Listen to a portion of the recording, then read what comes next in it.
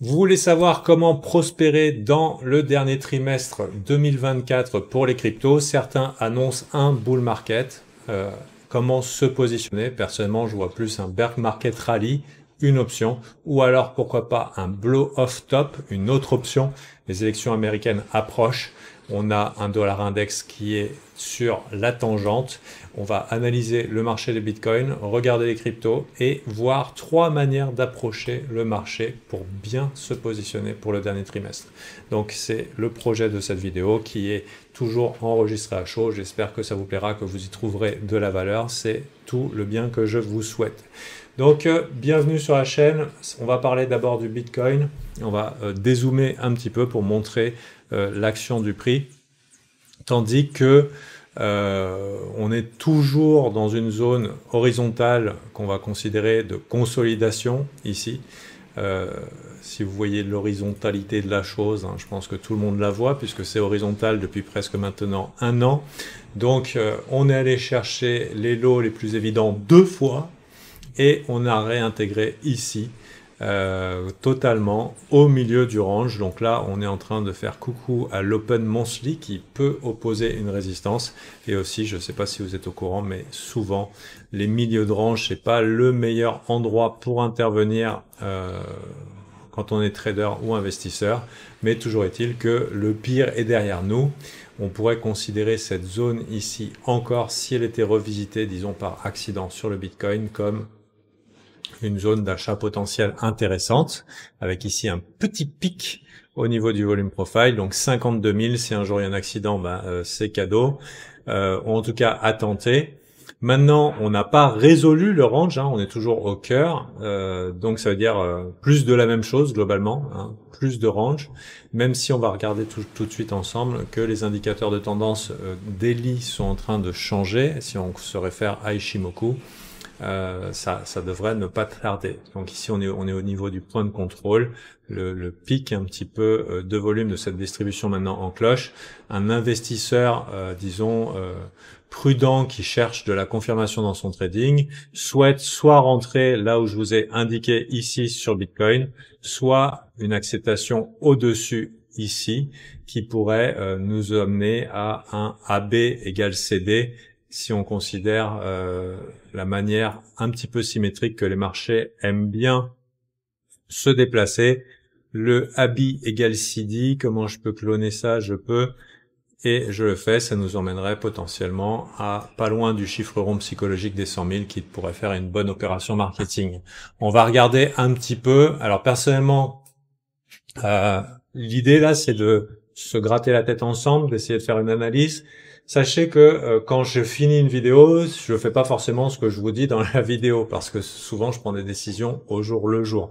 Il y a parfois je me décide à me positionner long terme, c'est ce que j'ai fait en octobre l'année dernière, avec cette vidéo que vous avez pu voir sortir, déjà boule, et suivi de encore boule.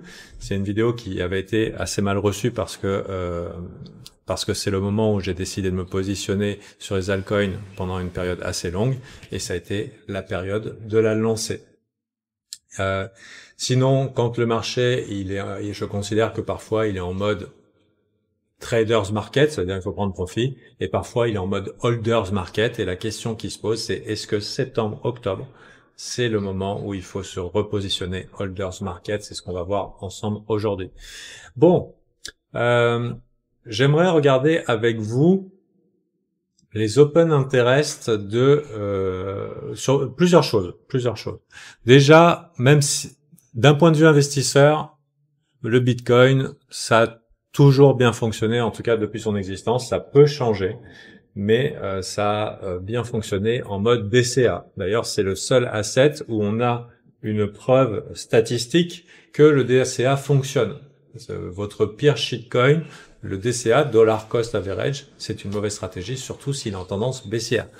Le Bitcoin, le DCA, ça fonctionne. J'en parlais avec un ami ce week-end et je lui disais que j'avais été emmerdé par ma banque parce qu'il voulait acheter des cryptos. Je lui dis bon, peut-être là il va y avoir un créneau, mais il faut pas traîner.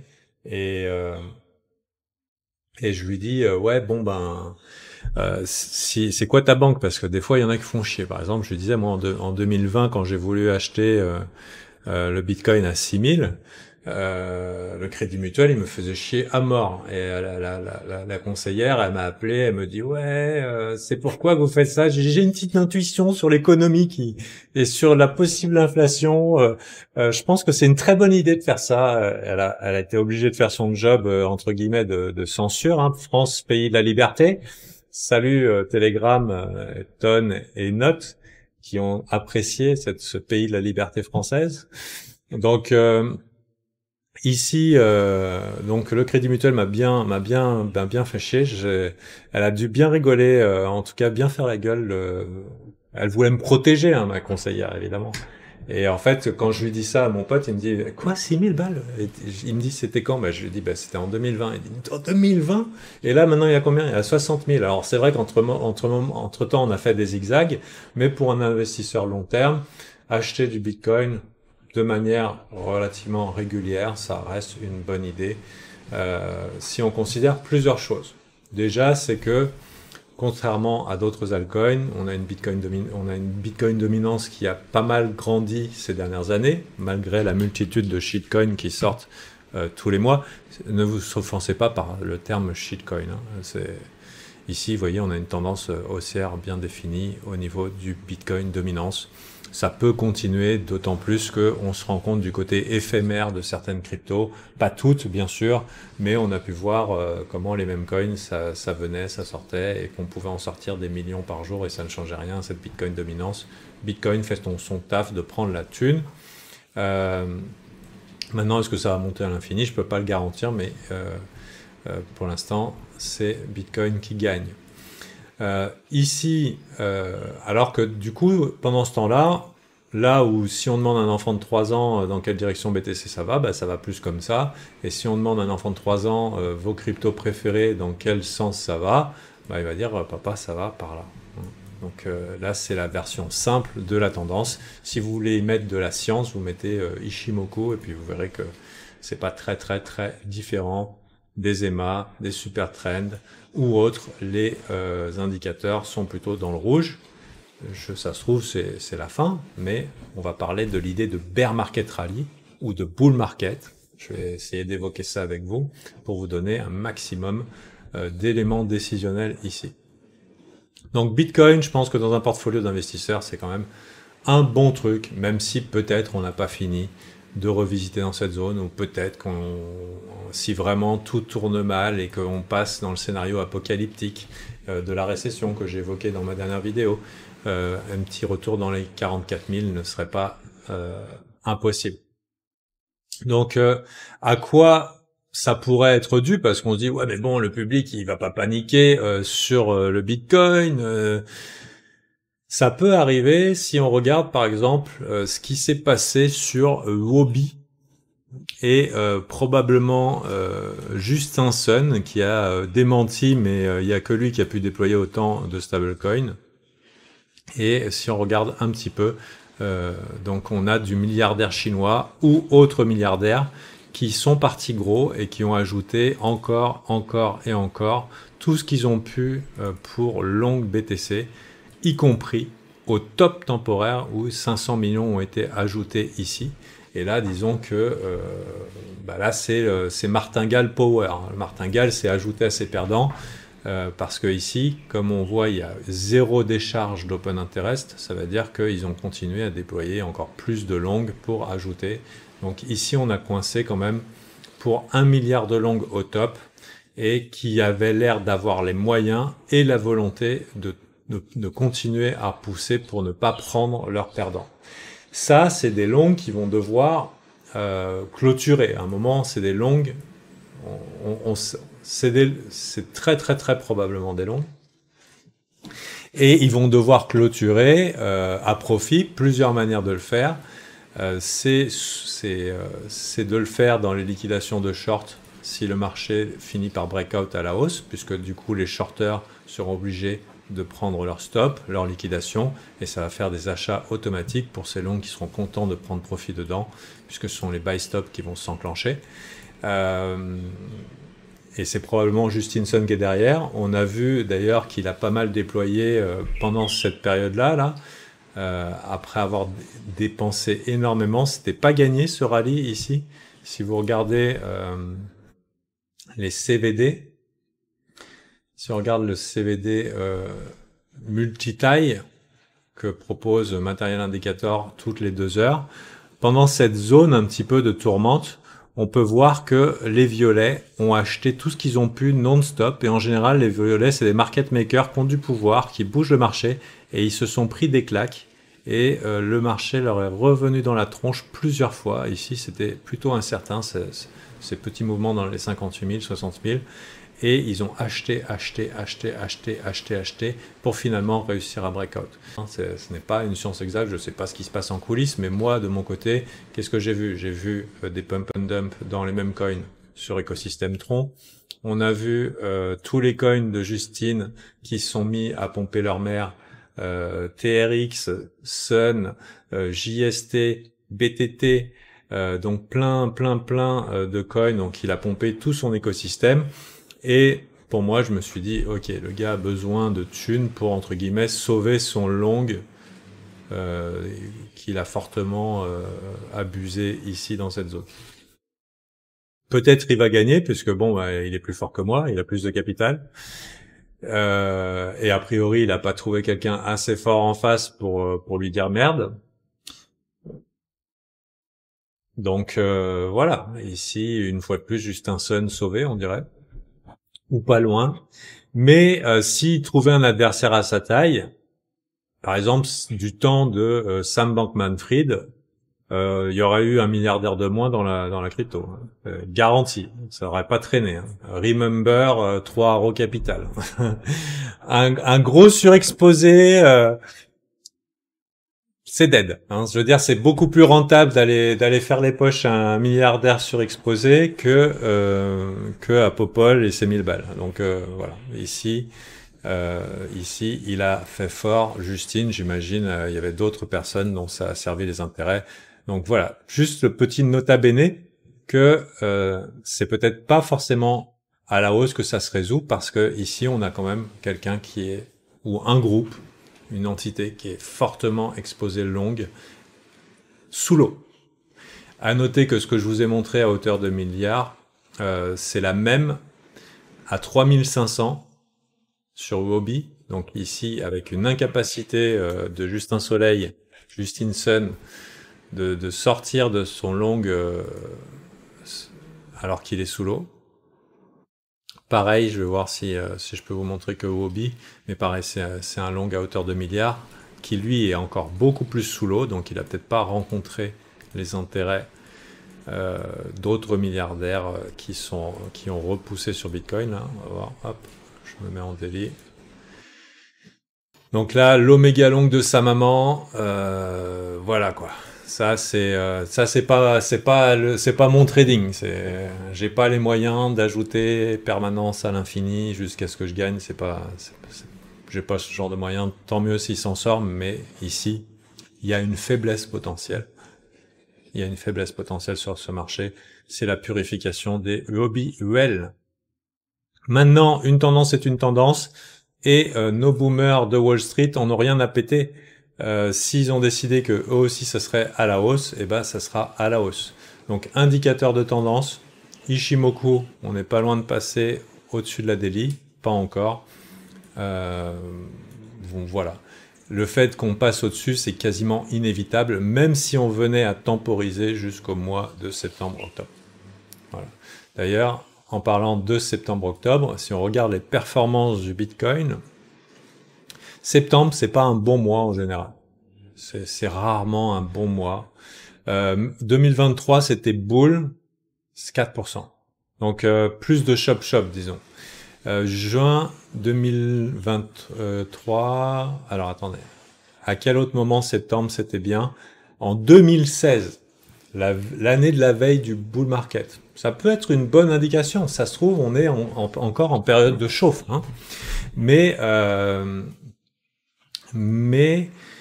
voilà, septembre, c'est pas la folie furieuse fou. Donc voilà. Donc c'est peut-être différent cette fois-ci, mais octobre, c'est plutôt pas mal. Donc à considérer.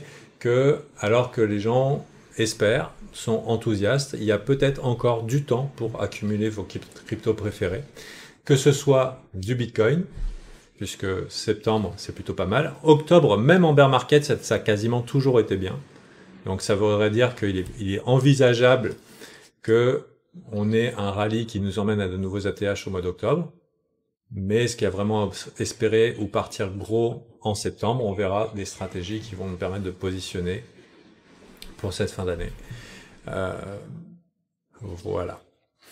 À savoir que, donc ça c'est à peu près tout pour le Bitcoin, des petites tendances haussières, un DCA qui fonctionne pour vous faire le résumé, un petit danger systémique à cause d'un groupe trop exposé à levier, et maintenant, bon voilà, on a eu un bon rallye, un breakout confirmé, mais on est au milieu d'un range, on sait pas trop un peu comment faire manger. Et vous voyez, si jamais on laisse temporiser jusque septembre, il y a très forte chance qu'on traverse ce nuage, même si c'est légèrement plus bas. Et je dirais que tant que Bitcoin est au-dessus de 60 000, il y a vraiment pas à s'inquiéter. J'ai oublié de vous apporter l'élément suivant aussi. J'essaie de vous faire quelque chose le plus complet possible. C'est qu'à 60 000, c'est à peu près le coût de production actuel du Bitcoin, donc il n'y a pas vraiment d'incentif à acheter, à vendre plus bas, sauf pour mettre des mineurs en faillite, hein, ça arrive. Et aussi, c'est aussi pour quelqu'un qui cherche des investissements qu'on appelle des value plays, des plays de valeur, acheter au coût de production ou pas loin, ça reste un bon investissement pour plus tard, donc moins cher que l'infrastructure pour miner du Bitcoin du moins. Donc voilà, le 3 septembre, il y aura le défi Crypto Invest où pendant 5 soirées avec Thomas, on va consacrer 5 fois 2 heures gratuitement pour vous aider à éviter les pièges dont la plupart des investisseurs tombent. On vous apporte notre expertise, notre expérience. La plupart des pièges dont les gens tombent, je ne veux pas vous spoiler, mais je veux dire, on est dans un environnement crypto qui est particulièrement biaisé. Beaucoup de mentalité loto, quoi. Et l'auto t'inquiète investing, et c'est pas du tout notre approche avec Thomas. Si vous voulez découvrir l'approche Alpha Team pendant 10 heures, c'est pas mal pour faire la rentrée comme ça, investir sur vous-même un petit peu de temps et dire ok, comment je me mets en place. Là je vous donne un petit peu de mon temps, mais 10 heures c'est mieux, et vous pouvez faire donc du 3 au 6 septembre je crois sur les machins, mais c'est du 2 au 6 septembre. Donc ça serait pour pouvoir aider les investisseurs à s'en sortir au niveau de la crypto et découvrir Alpha Team au passage avec plein d'astuces et de pièges à éviter. Bon, maintenant, c'est bien beau tout ça parce que Bitcoin, les gens ils disent « Ouais, mais putain, Bitcoin, si ça monte à 100 000, c'est qu'une toute augmentation de mes profits, je préfère acheter des altcoins. » Oui, mais il y en a plein comme toi qui préfèrent acheter des altcoins et qui finalement se retrouvent avec un moins 80%. Alors qu'ils étaient sûrs de leur coût. Donc le but d'un investisseur, il y a timer le marché, on time le marché, et on essaye d'avoir une bonne entrée, quoi, et on essaye d'acheter dans une tendance haussière aussi, et c'est bien sûr, c'est évident d'avoir les yeux sur les gains faciles, rapides, mais ne pas perdre d'argent, c'est quand même une priorité. Hein. Donc je voulais notifier une chose, c'est que même si que le dollar index est actuellement sur un support weekly. Alors il a l'air moche, mais c'est un support weekly, et en général les supports weekly font leur job de support weekly. Peut-être pas cette fois, peut-être que c'est un top, mais peut-être que pour la énième fois, on nous parlera de dédollarisation du monde, et que pour la énième fois, on va voir ce beau breakout, et puis d'un coup, on va rien comprendre, ça va réintégrer. Je sais pas quand, j'imagine que cette période-là pourrait être prospère, et pour moi, si on va dans cette période-là, un dollar index faible, ça veut dire quoi? Ça veut dire des assets à risque explosifs. Nasdaq, S&P 500, Bitcoin, Ethereum, crypto. Donc, c'est la partie un petit peu potentielle qui pourrait s'aligner avec le trimestre qui vient, c'est-à-dire un potentiel à un blow-off top, quelque chose de waouh, quelque chose qui décoiffe, pendant que le dollar, finalement, se retrouve délaissé. La chose est que, pourquoi je dis blow off top? Parce que ça peut être court terme. Ça peut être court. Ça peut être court ou choppy. Alors, choppy, ça veut dire qu'il découpe. Court, ça veut dire, ok, tout le monde consomme le breakout dollar comme ça, donc tout le monde voit le triple ou quadruple M. Ça breakout et tout le monde est chaud. Waouh, tout le monde est enthousiaste sur les indices boursiers, sur les actions, sur les cryptos, et on se fait des gros rallyes sa maman pour la fin d'année qui collent à peu près avec la saison. Et soit ça réintègre vite pour nous faire un truc horrible, et là on se fait le scénario affreux qui était le pire scénario possible de ma dernière vidéo, je vous invite à la regarder, avec une récession dans les tuyaux, c'est-à-dire on va chercher les vendeurs de breakout, les stops, on réintègre quand tout le monde est sûr que le dollar est dead, et ensuite on réintègre tellement fort ici que ça fait une grosse pression sur les assets à risque qui sont inversement corrélés, et pire que ça, on se met à breakout à la hausse et on rentre vraiment dans une récession, bear market, truc affreux.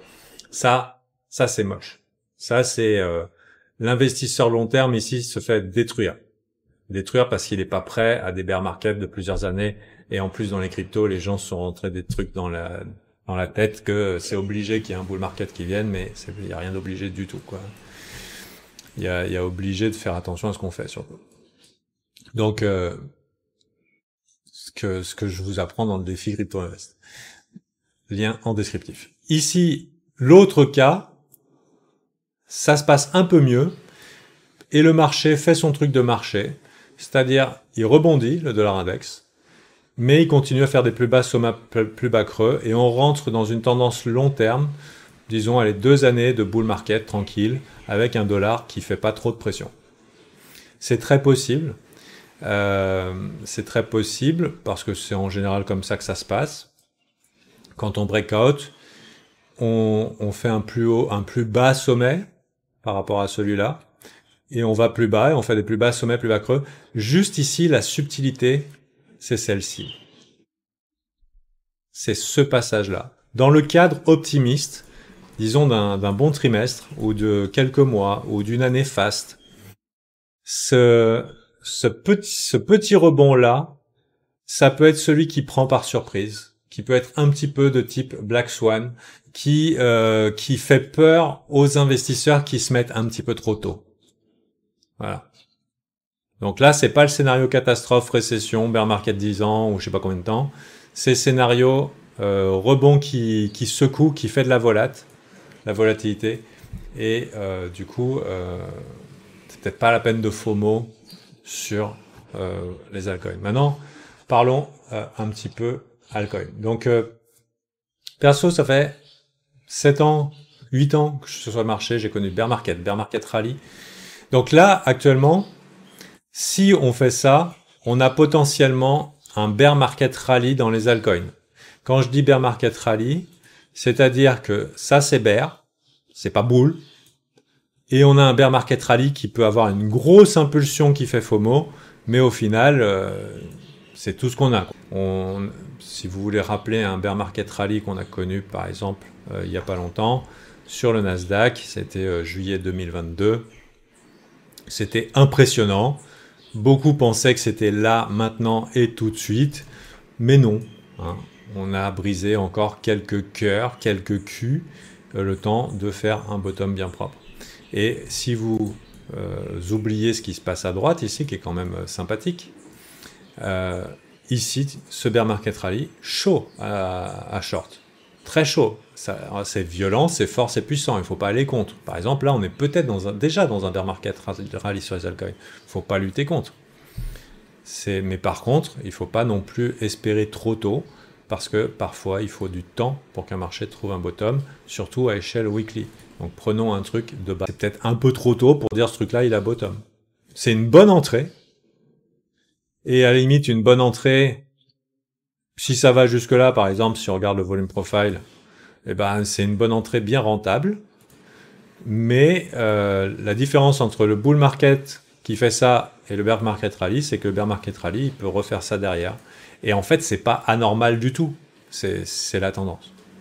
Donc, à part BTC qui est vraiment dans une tendance long terme haussière, la crypto, elle souffre de beaucoup de gens qui sont déjà fortement exposés, coincés, même des gros poissons. Pas d'argent qui rentre parce que les gens gagnent pas de sous. Si je vois pas mon voisin devenir riche, ben, j'ai pas envie d'investir. Donc il n'y a pas de gens qui rentrent davantage que ça. C'est déjà populaire, déjà adopté. Trump, il fait une campagne autour de la crypto parce que il y a plus d'Américains qui ont de la crypto aux États-Unis que de familles qui ont des chiens. Donc autant vous dire que c'est quand même bien intégré déjà. Donc il manque un petit peu de jus. Et aussi on a la dilution avec tous les jours des nouveaux projets, des investisseurs qui prennent leur bague d'un côté, qui vont investir dans un truc où ils auront une meilleure entrée, qui peuvent éventuellement profiter du côté new, shiny du prochain projet.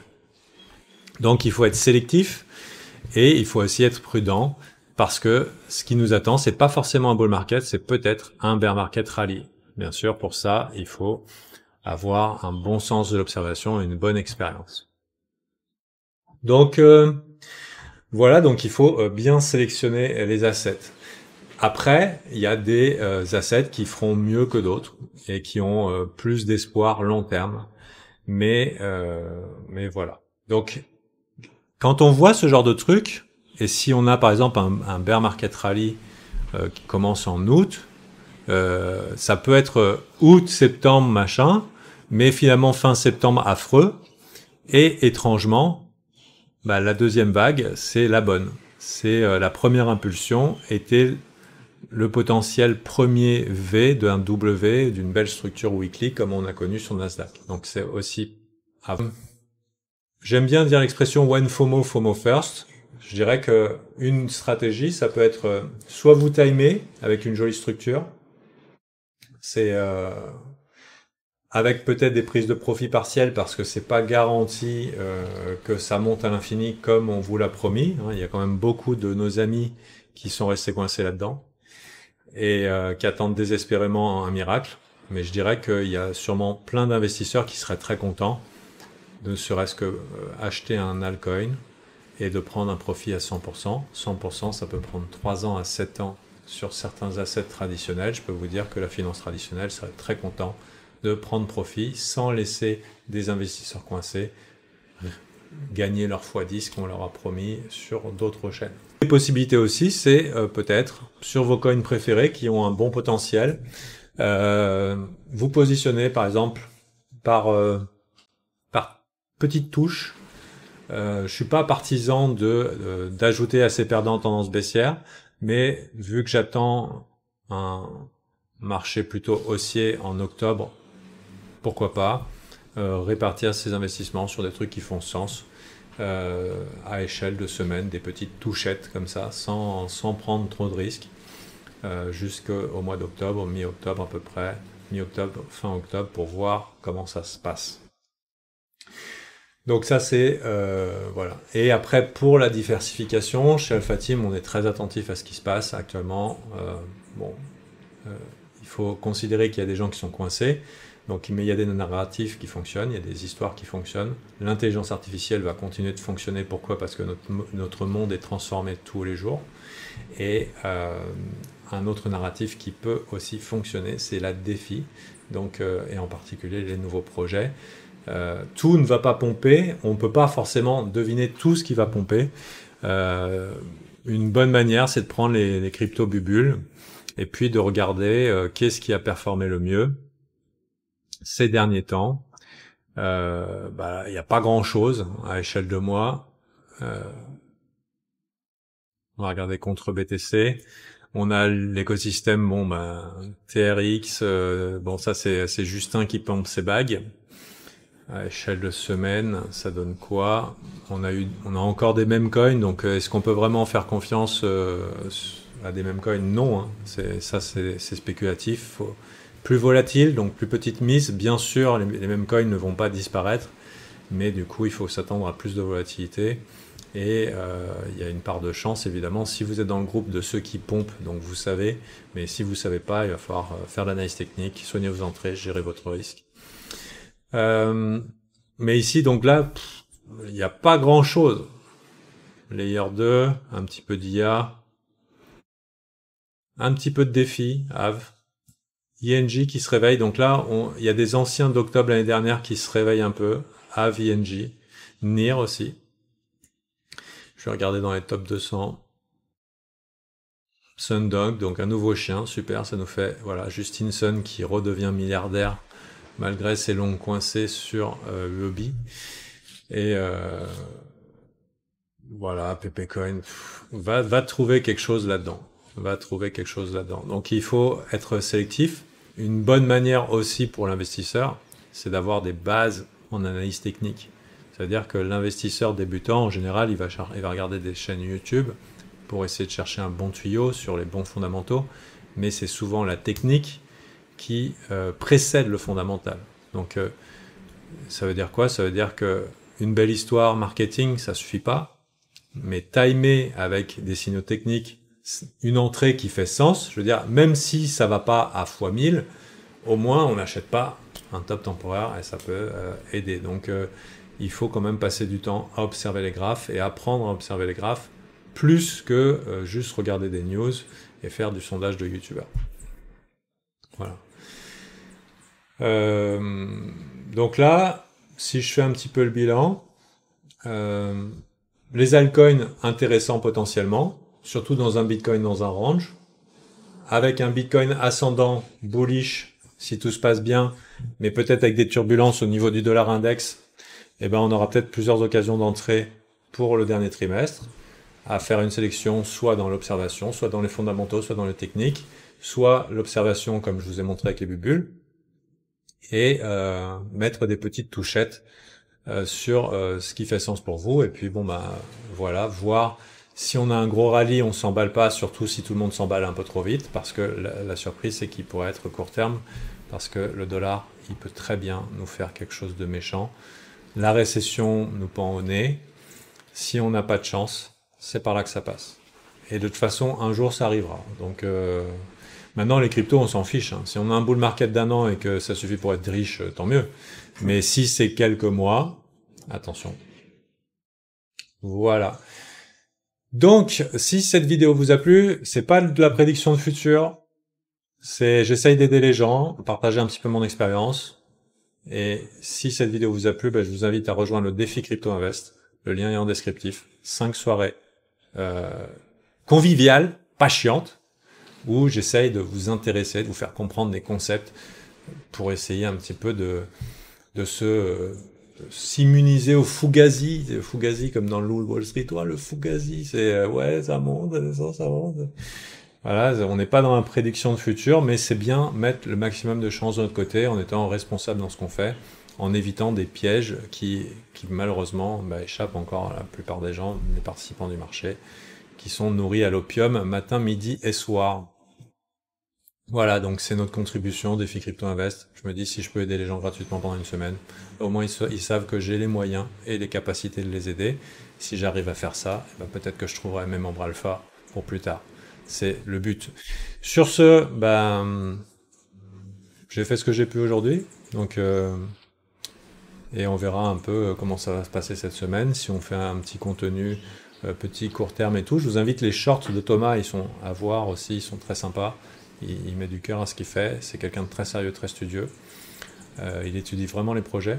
Et puis peut-être une météo du Bitcoin dans la semaine quand on aura la direction un petit peu que va prendre cette weekly. Voilà, donc combat de titans sur le Bitcoin, balle au centre du range et potentiel créneau altcoin avec des turbulences, peut-être jusqu'au mois d'octobre. Et on garde un œil sur cette performance des cryptos qui est souvent meilleure en octobre.